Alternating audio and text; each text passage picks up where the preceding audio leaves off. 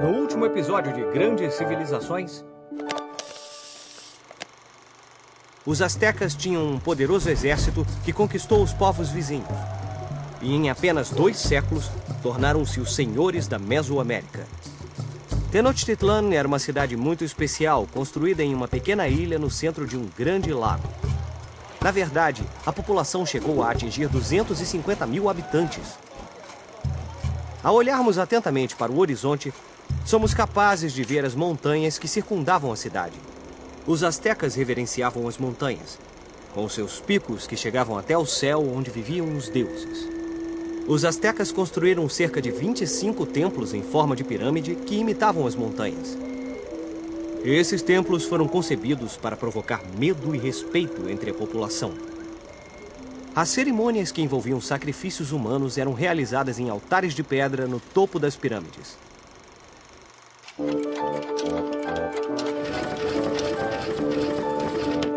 Grandes Civilizações.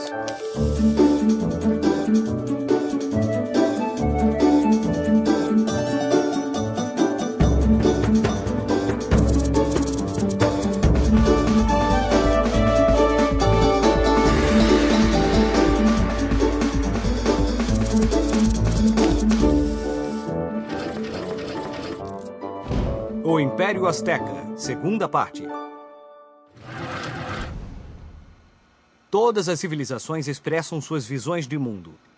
Vestígios de civilizações extintas podem nos ajudar nos dias de hoje a descobrir mais sobre os povos antigos.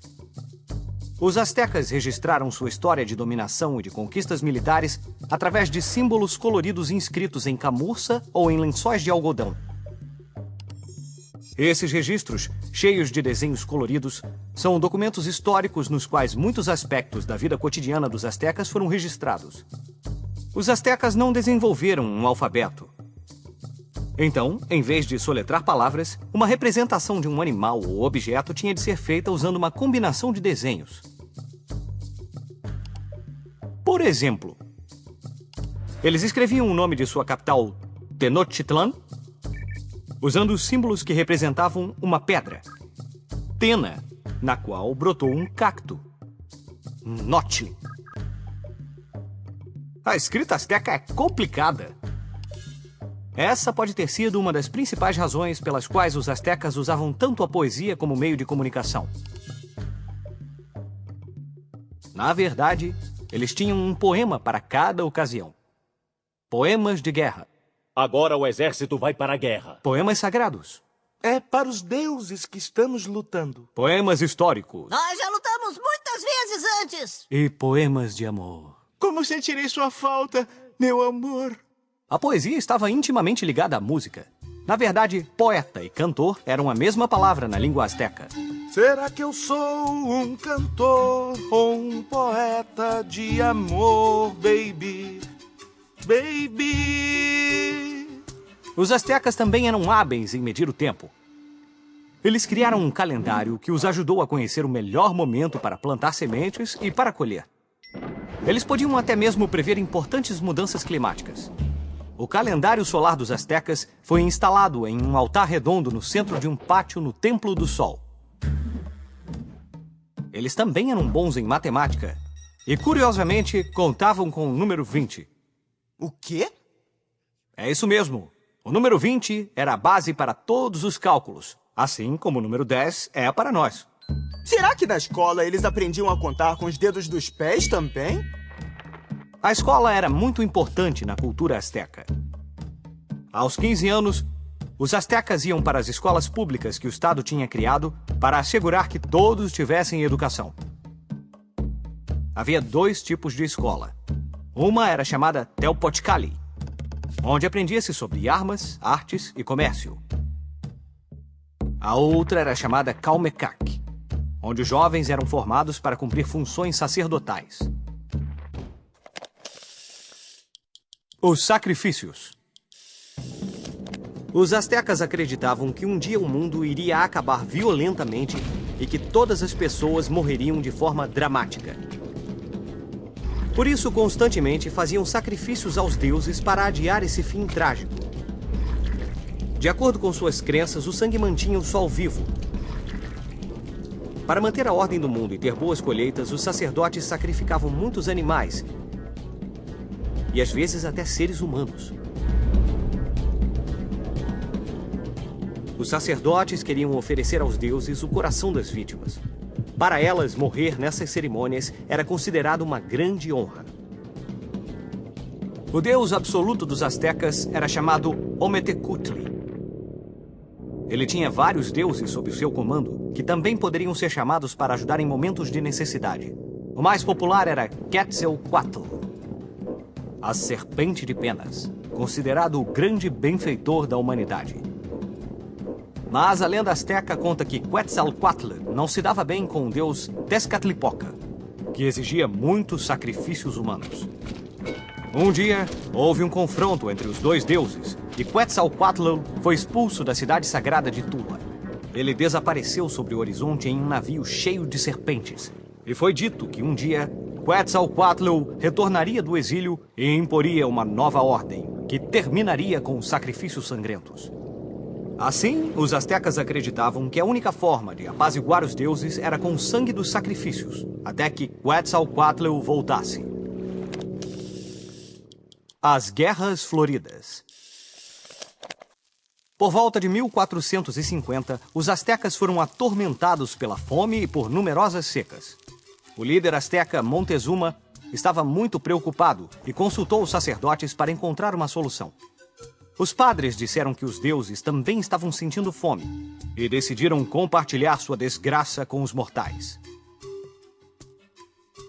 Havia apenas uma solução para esse problema. Eles precisavam de corações humanos para alimentar os deuses e aplacar sua fome.